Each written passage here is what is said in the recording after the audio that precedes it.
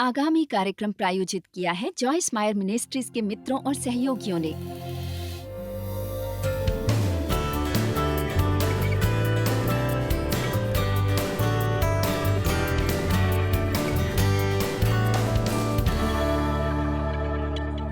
हताशा के बिना जीना। पिता, हम आज के वचन के लिए आभारी हैं। मेरी प्रार्थना है कि हर दिल को बेहतर ज्ञान मिले कि अनुग्रह वास्तव में कितना विस्मयकारी है। मेरे विचार से हमने विस्मयकारी अनुग्रह के बारे में इतनी बात की है कि हम भूल गए हैं कि वो कितना विस्मयकारी है। कई बार गिरजे के वातावरण में हमारी वो करने की प्रवृत्ति होती है। पता है, हम चीजों के बारे में बातें करते हैं, उनके बारे में इतना बोलते हैं कि उनका असली मूल्य भूल जाते हैं। चढ़ावे के वक्त उन्होंने अनुग्रह के बारे में कितना बढ़िया गीत गाया था। आशा है कि वे उसे दोबारा गाएंगे और तब हम शब्दों पर भी ध्यान दे सकेंगे। अनुग्रह विस्मयकारी होता है। मैं आपको दिखाती हूं कि वो कैसे सर्वथा अति विस्मयकारी है। हम रोमियो अध्याय 5 देखेंगे, वचन 6 से आरंभ करते हुए, और मैं आपको असल में 4 वचन बताने वाली हूं। मैं चाहती हूं कि आप आज मेरे साथ बहुत से वचन देखें।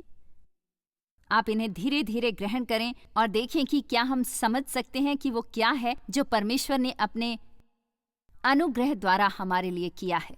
मेरे विचार से यदि हम सचमुच जानते, हमें सचमुच उसका ज्ञान होता, हम अपने जीवन में और एक दिन दुखी न रहते।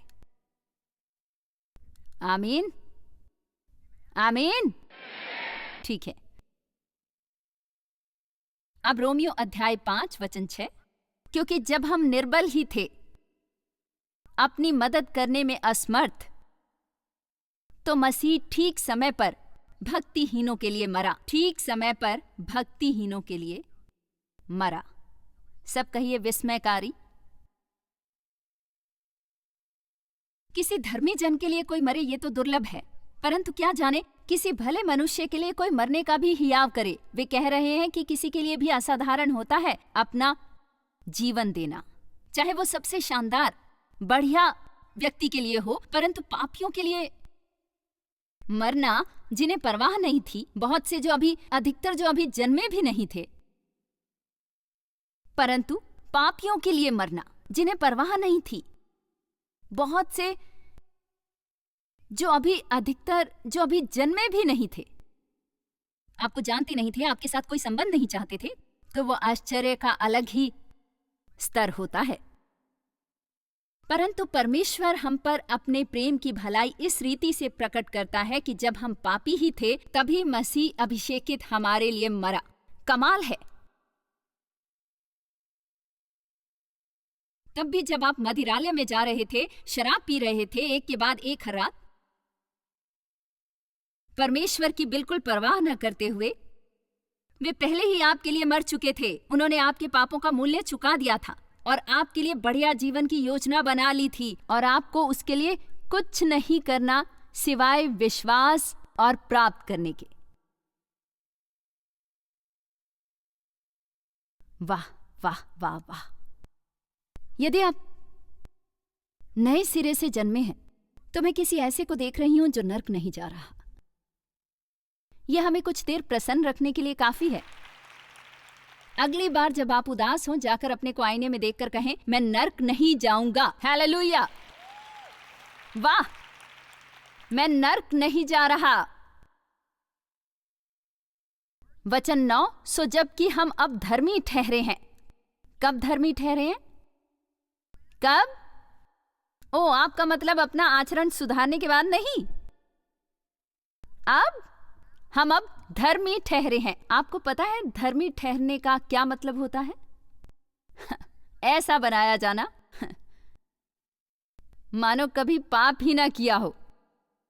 सो जबकि हम अब उसके लहू के कारण धर्मी ठहरे, दोष मुक्त हुए और परमेश्वर से सही संबंध बना, तो ये कितना अधिक निश्चित है कि उसके द्वारा क्रोध से क्यों ना बचेंगे। तो ये कितना अधिक निश्चित है। शुभ समाचार, परमेश्वर आपसे क्रोधित नहीं है। हालेलुया। परमेश्वर आपसे क्रोधित नहीं है। मैं लोगों की सोच से उकता गई हूं कि परमेश्वर एक दानव है जो हर बार हमारे परिपूर्ण व्यवहार न करने पर क्रोधित होते हैं। परमेश्वर अच्छे हैं, उन्हें आपसे प्रेम है, वे पहले ही आपकी आजादी का मूल्य दे चुके हैं। चेहरे पर मुस्कुराहट लाइए और उनसे प्रेम कीजिए।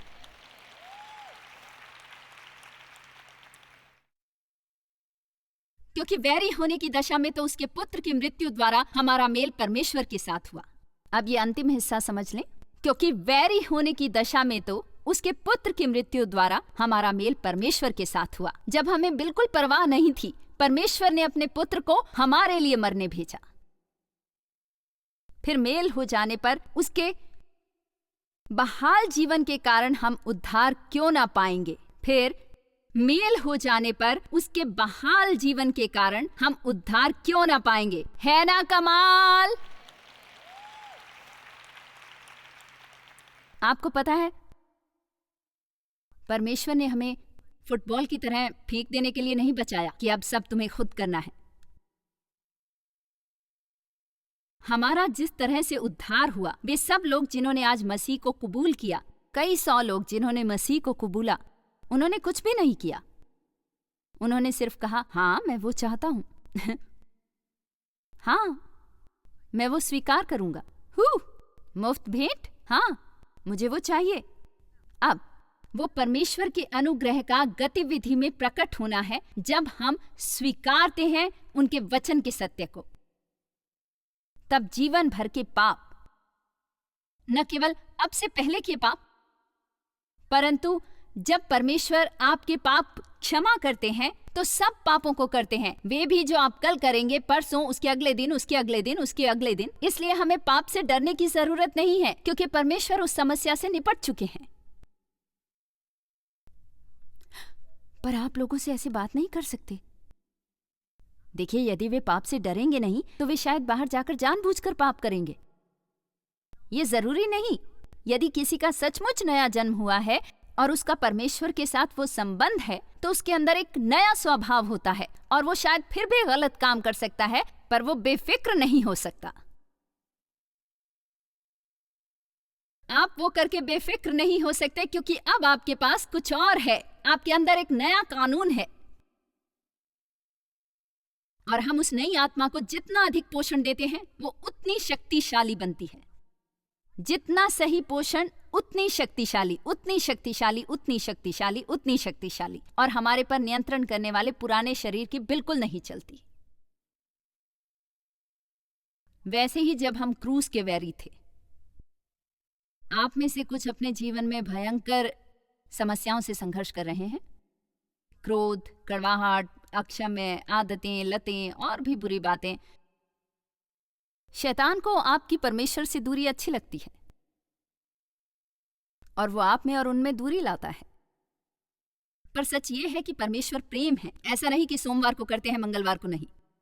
वो ऐसा कुछ नहीं जो वे हमारे अच्छे होने पर करते हैं और हमारे गलत करने पर वे बंद कर देते हैं।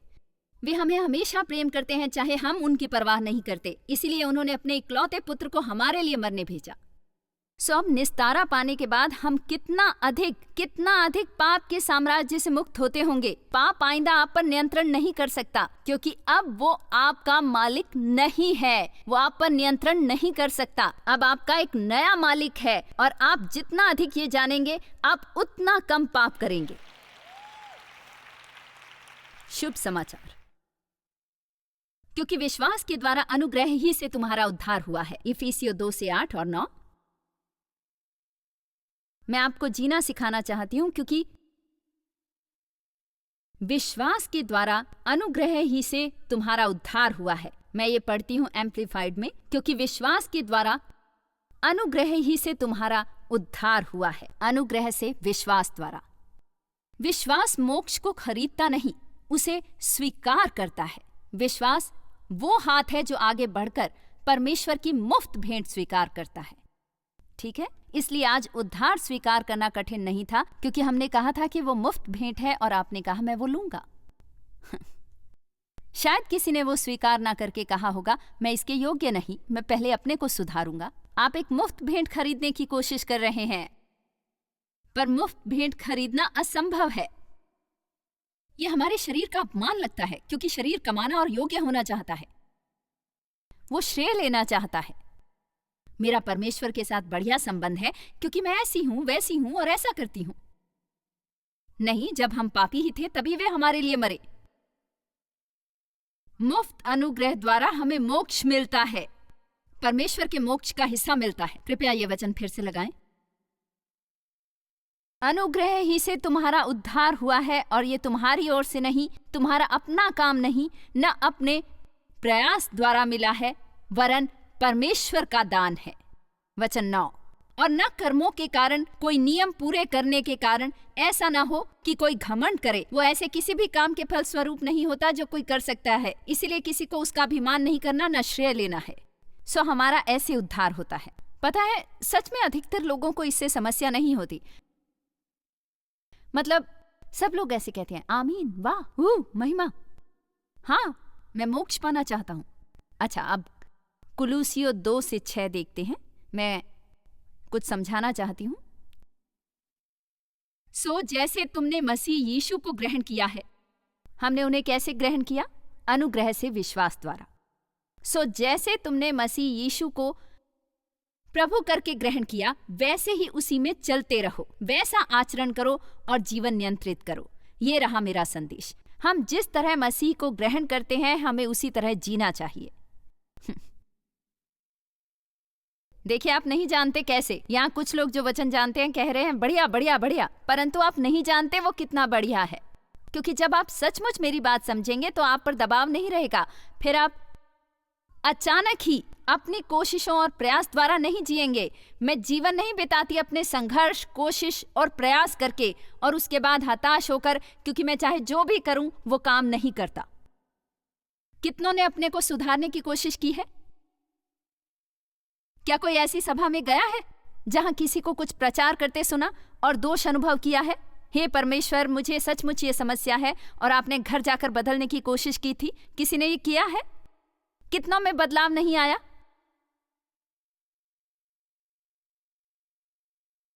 पता है क्यों? क्योंकि जैसे आपका उद्धार हुआ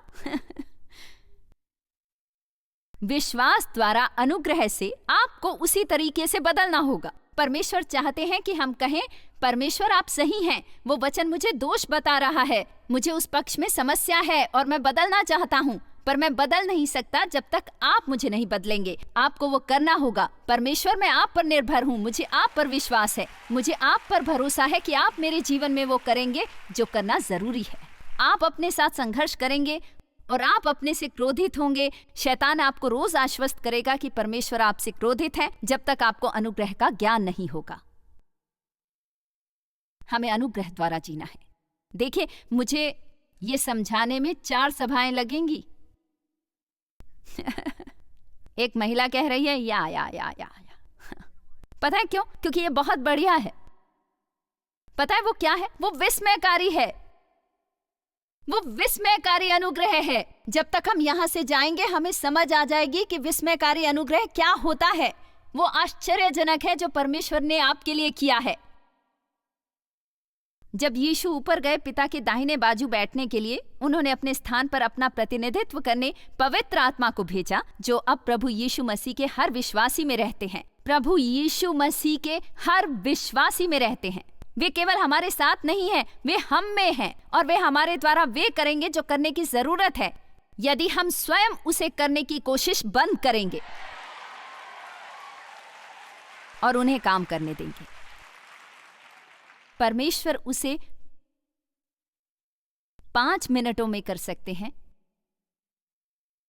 जितना कि आप 25 वर्षों के प्रयास में भी नहीं कर सकते, क्योंकि उसके लिए जरूरत है सिर्फ ज्ञान की। हमारे पास बहुत जानकारी है, हमें ज्ञान की जरूरत है। अमेरिका में आज हम जानकारी में डूबे हुए हैं, हमें अब गहन ज्ञान की जरूरत है परमेश्वर के वचन पर। आमीन। मुझे विश्वास है कि इस हफ्ते जैसे वचन का प्रचार होगा तो उस पर एक अभिषेक होगा जो अंधी आंखों को खोल देगा। और मैं आत्मिक अंधी आंखों की बात कर रही हूं। मैं कुछ शारीरिक आंखों को भी खुलता देख रही हूं, परंतु उन आत्मिक अंधी आंखों और बहरे कानों को खोलना चाहती हूं। आपने शायद हजारों बार सुना होगा कि विस्मयकारी अनुग्रह कितना मीठा होता है, पर मैं चाहती हूं कि जब आप इस हफ्ते यहां से जाएं, या आप जितनी बार भी यहां आ सकें, आप जाते वक्त कहें, विस्मयकारी अनुग्रह सचमुच अविश्वसनीय रूप से विस्मयकारी है। उसके बाद जब हम सचमुच समझते हैं कि परमेश्वर ने हमारे लिए क्या किया है, हम बहुत आभारी होते हैं, एहसानमंद होते हैं और परमेश्वर से इतना प्रेम करते हैं कि हमारा अपने पर वश नहीं चलता। हम उन्हें प्रसन्न करने के लिए जितना संभव हो भला करना चाहते हैं, इसलिए नहीं कि हम पर दबाव होता है, बल्कि इसलिए कि हम करना चाहते हैं। आमीन। विस्मयकारी अनुग्रह है। हम सभी ने ये सुना, मसीह में परमेश्वर की दौलत सिर्फ और सिर्फ अनुग्रह है। पता है, कई बार ये अधिक रूप से बहुत हल्का और धार्मिक लगता है और हमसे छूट जाता है। वो अनुग्रह है जिसके हम योग्य नहीं। ये परमेश्वर का उपहार है और हमें उसके बारे में बहुत समय तक सोचना पड़ता है, क्योंकि ज्यादातर लोग आपके लिए वो नहीं करते जिसके आप योग्य नहीं होते, या वे आपको वो देते हैं जिसके आप योग्य होते हैं। परमेश्वर दोनों में से एक भी नहीं करते। परमेश्वर हमें आशीष देते हैं जब हम सजा के अधिकारी होते हैं। आमीन। और वे हमारे लिए वो करते हैं जिसके हम योग्य नहीं होते। इसका यह मतलब नहीं कि परमेश्वर हमें कभी दंड नहीं देते या सही आचरण सिखाने के लिए दंडित नहीं करते, परंतु वे कभी हमसे प्रेम करना बंद नहीं करते। मेरे पास एक जेएम की परिभाषा है, ये मेरी अपनी है, इसे अपने शब्दकोश से बता रही हूं। 37 वर्ष वचन सिखाने के बाद मुझे अब परिभाषा देने का अधिकार है, तो ये सुनिए। मुझे विश्वास है कि अनुग्रह है, जी हां, कृपा जिसके हम योग्य नहीं, पर वो है परमेश्वर की शक्ति जो हमें बिल्कुल मुफ्त उपलब्ध होती है, जो हमें आराम से वो करने योग्य बनाती है जो हम कभी अपने बल पर लाख प्रयास और कोशिश करने के बाद भी नहीं कर सकते थे। मैं इसे दोहराती हूं, अनुग्रह शक्ति है। वो करने की शक्ति है जो करना जरूरी है, परंतु उसे बिना संघर्ष और कोशिश के करना, परमेश्वर के आराम में वो करना, आराम से वो करना, और वो मुफ्त भेंट है।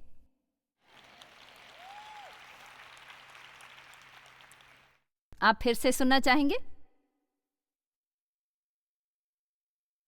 ऐसा करेंगे तो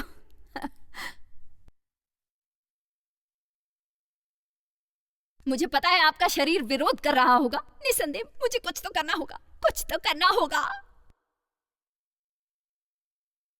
हम विश्वास से आरंभ कर सकते हैं, इसलिए हमें विश्वासी कहते हैं। यदि हमसे उपलब्धि करने की आशा होती तो हमें उपलब्धिकर्ता कहते, परंतु हम विश्वासी हैं और विश्वास शब्द का मतलब है ग्रहण करना, और ग्रहण शब्द का अर्थ है विश्वास करना। इसलिए आज जब उन लोगों ने मसीह को ग्रहण किया, उन्होंने विश्वास किया कि यीशु उनके पापों के लिए मरे थे और वे उन्हें क्षमा करने के लिए तैयार थे और बेहतर जीवन देने वाले थे। इसलिए उन्होंने विश्वास किया, और जैसे ही उन्होंने विश्वास किया उन्होंने ग्रहण किया। विश्वास करने पर आप ग्रहण करते हैं, जब आप ग्रहण करते हैं आप विश्वास करते हैं। हम दोनों को अलग नहीं कर सकते। विश्वास करना ग्रहण करना है। इब्रानियों 4 कहता है कि जब हम विश्वास करते हैं क्या होता है, हम परमेश्वर के आराम में प्रवेश करते हैं। पता है मुझे अपनी सभाओं में क्यों मजा आता है? जब मैंने ये सभाएं करनी शुरू की थी, मैंने सोचा था मैं दबाव से मर जाऊंगी। मैं मतलब अपनी सभाओं में जाने से पहले इतनी प्रार्थना करती कि मैं थकावट के कारण अधमरी हो जाती। पता है, मुझे किसी से बात नहीं करनी, मैं ये नहीं करूंगी, मैं वो नहीं करूंगी। मुझे अभिषेक को भड़काना होता था। पर मैंने सीखा है कि जीने का सर्वोत्तम तरीका है हमेशा एक जैसे रहना। मंच पर अलग आचरण, बाहर अलग, ऐसा नहीं होता। परमेश्वर चाहते हैं हम असली रहें, ढोंग ना करें। इस्राएल मुझे तनावग्रस्त नहीं लगा जब वो आराधना की अगुवाई कर रहा था। मैंने उसे पहले देखा, वो पीछे भी लगभग वैसा था जैसे मंच पर था। हम सभी में अलग अलग योग्यताएं होती हैं, पर सच्ची बात यह है कि मुझे ये करना सुखद लगता है और मुझे उसमें मजा आता है। पता है क्यों? क्योंकि मैं वो हिस्सा कर रही हूं जो परमेश्वर ने मुझे दिया है। मैंने अध्ययन किया, तैयारी की, यहां आई, बाकी सब उनके हाथ में है। मैंने अध्ययन किया, तैयारी की, यहां आई, बाकी सब उनके हाथ में है। पता है हताशा क्या होती है? कुछ ऐसा करने की कोशिश करना जो आप नहीं कर सकते, कुछ ऐसा उपलब्ध करने की कोशिश करना जो आप नहीं कर सकते। देखिए, मैंने जब ये करना आरंभ किया, मैंने सोचा कुछ ऐसा करना चाहिए कि मैं सबको अच्छी लगूं। ये मुझे मार रहा था, क्योंकि लोग मुझे अजीब समझते और कुछ लोग उठकर चले जाते। मतलब ये शायद बाथरूम वगैरह जा रहे होते, परंतु शैतान मुझे कहता, उन्हें तुम्हारा प्रचार पसंद नहीं। हे परमेश्वर, उन्हें मैं पसंद नहीं, मेरा प्रचार पसंद नहीं, मैं क्या करूं?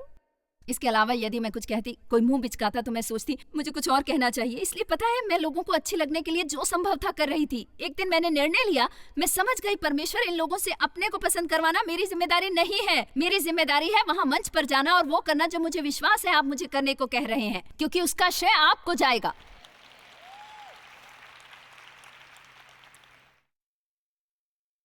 मतलब मैं यहाँ खड़ी होकर लोगों पर चिल्ला सकती हूँ? बताइए, मैं किसी को कैसे अच्छी लगूंगी यदि परमेश्वर इसे संभव ना बनाए? पर फिर भी आप आते रहते हैं, आते रहते हैं, आते रहते हैं, आते रहते हैं, आते रहते हैं, आते रहते हैं।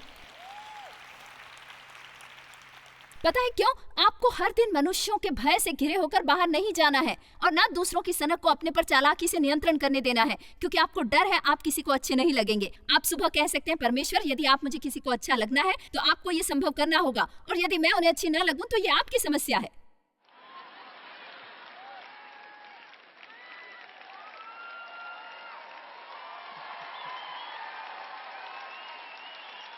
इसलिए मैं कहूंगी, आपके पास मुझे पसंद करने के अलावा कोई चारा नहीं है, क्योंकि मैंने इसे परमेश्वर के हवाले किया है। इसलिए मैं आज स्वतंत्र हो सकती हूँ, क्योंकि मुझे पहले ही से विश्वास है कि परमेश्वर मुझे जीवन में वो व्यक्ति और वस्तु देंगे जिसकी मुझे जरूरत होगी। मुझ पर कोई दबाव नहीं है। क्या आज मुझ पर चढ़ावा लेते वक्त दबाव था? मैंने किसी पर कोई दबाव नहीं डाला। मुझे चालाकी से आप पर नियंत्रण करने की जरूरत नहीं। पता है क्यों? क्योंकि यदि परमेश्वर ने ये आज्ञा दी है तो वे ही मूल्य चुकाएंगे। मुझे आपसे पैसा हथियाने के लिए कोई छल कपट नहीं करना है। आप या तो देना चाहते हैं या नहीं देना चाहते, और मैं चाहती हूँ कि आप चेहरे पर मुस्कुराहट के साथ वो करें, और इसलिए करें क्योंकि आपको विश्वास है कि आप अच्छी फलदार भूमि में बो रहे हैं। आमीन। परमेश्वर को उसका मूल्य देना होगा जो वे करवाते हैं। यदि वे चाहते हैं मैं ये करूं तो वे मुझे आमदनी देंगे। ये स्पष्ट है कि वे देते हैं, क्योंकि हमारा कुछ बकाया नहीं है। इसलिए हम संघर्ष नहीं करते। मैं मेहनत करती हूँ, पर मैं जो करती हूँ वो कठिन नहीं। मैं सचमुच बहुत मेहनत करती हूँ। घर जाने पर मैं शारीरिक रूप से थकी होंगी, पर मेरे लिए अपना काम करना कठिन नहीं है, क्योंकि मैं परमेश्वर के अनुग्रह से सब करती हूँ। मैं बताती हूँ आपको क्या कठिन होता है। एक पूरा दिन किसी से क्रोधित रहना, नाराज रहना, आग बबूला रहना और क्षमा ना करना, ये तो मुझे लगभग मार ही देगा। मैं आपको फर्क बताती हूँ। मैं मेहनत कर रही हूँ, परंतु मैं आंतरिक मेहनत नहीं कर रही। जब आप क्रोधित होते हैं, आप कुर्सी पर बैठे होने पर अंदर इतनी मेहनत कर सकते हैं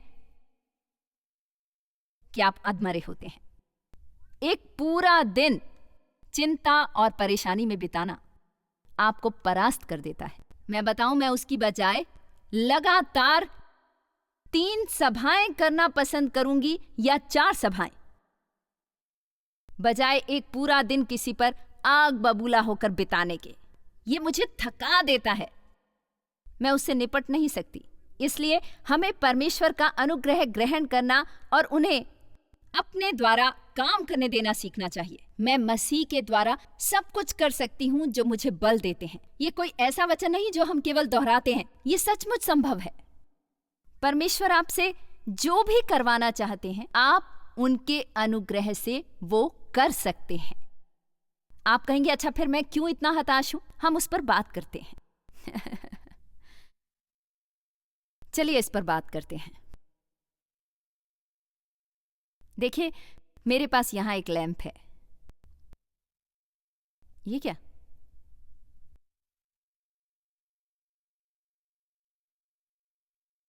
इसमें रोशनी क्यों नहीं है? तुम एक लैंप हो, तुमसे प्रकाश की उम्मीद है। प्रकाश कहाँ है? ओह, इसका प्लग ही नहीं लगा। इसका प्लग लगाने की जरूरत है।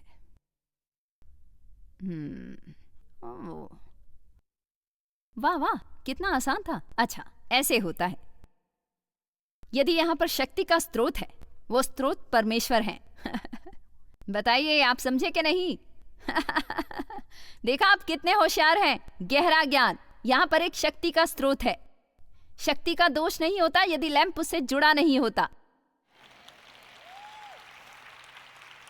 बताऊं हमें क्या करना चाहिए? हमें उनसे जुड़े रहना चाहिए। जब भी आप हताशा अनुभव करें, 1 मिनट निकालकर जुड़ जाएं। जब भी थकावट अनुभव करें, 1 मिनट निकालकर जुड़ जाएं। सुबह अपने घर से ये आश्वस्त किए बिना न निकलें कि आप शक्ति से भरपूर हैं, कि आपने परमेश्वर के वचन से भरपूर शक्ति प्राप्त की है।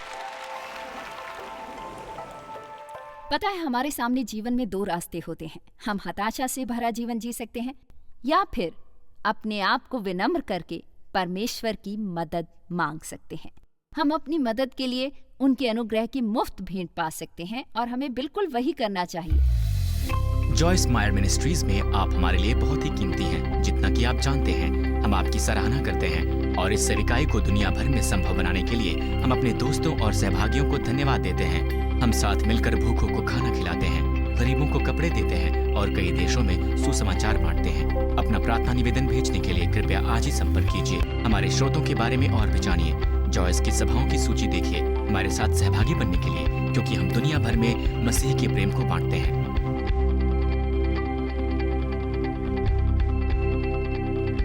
इसका खर्च उठाया है जॉयस मायर मिनिस्ट्रीज के मित्रों और सहयोगियों ने।